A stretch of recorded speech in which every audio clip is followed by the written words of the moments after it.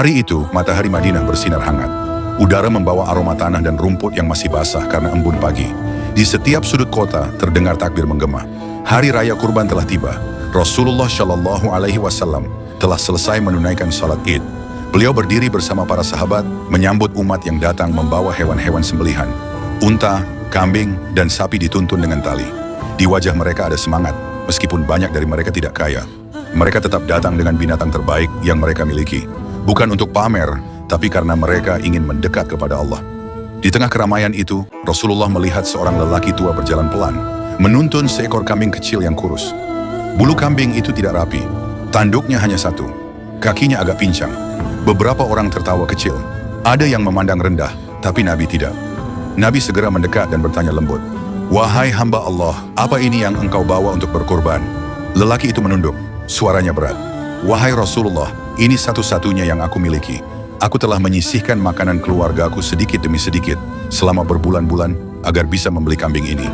Aku tahu ia tidak sempurna, tapi aku tidak ingin melewati hari ini tanpa mempersembahkan sesuatu untuk Allah." Tiba-tiba suaranya tercekat. Ia menahan tangis. Rasulullah memandangnya dengan penuh kasih. Lalu beliau meletakkan tangannya di dada lelaki itu dan bersabda, "Sesungguhnya Allah tidak melihat rupa kalian atau harta kalian, tapi Allah melihat hati dan amal kalian. Sungguh kurbanmu telah lebih dahulu diterima sebelum darahnya menyentuh tanah." Lelaki itu menangis, bukan karena sedih, tapi karena haru. Para sahabat yang mendengarnya pun tertunduk malu.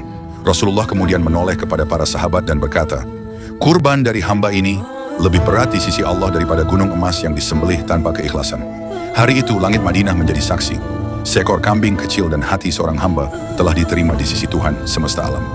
Pelajaran dari kisah ini, nilai kurban bukan dari besar atau kecilnya hewan, tapi dari ketulusan hati orang yang mempersembahkannya.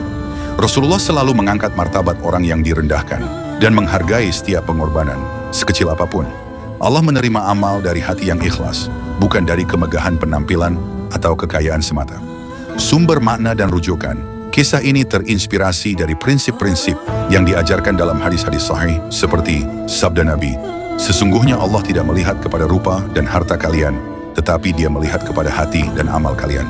Sahih Muslim. Dan dari ayat Al-Quran, daging-daging unta dan darahnya itu sekali-kali tidak dapat mencapai keridaan Allah, tetapi ketakwaan dari kalianlah yang dapat mencapainya. Surah Al-Hajj ayat 37. Hari Raya Kurban bukan hanya tentang menyembelih, ia tentang menyerahkan hati kepada Allah. Dan Rasulullah telah mengajarkan bahwa yang kecil bisa menjadi besar bila dibawa dengan cinta dan ikhlas.